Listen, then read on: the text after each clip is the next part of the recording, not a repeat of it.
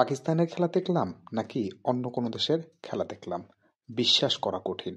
টানা ২ ম্যাচ হারার পরে তৃতীয় টি-টোয়েন্টিতে নিউজিল্যান্ডকে এমনভাবে বিধ্বস্ত করবে, এমনভাবে হারাবে, কেউ কি ভেবেছিলেন?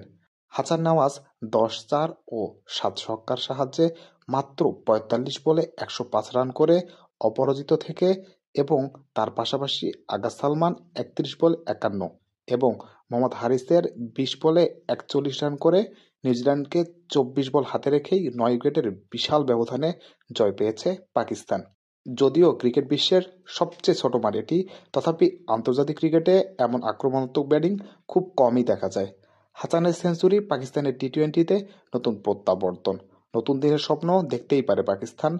হয়তো আমরা এমন পাকিস্তানের খেলাই অনেকদিন ধরে মিস করতেছি। চেয়েছিলাম এমন একটি ইনিংস। এগিয়ে যাও পাকিস্তান, এগিয়ে যাও হাসান নওয়াজ।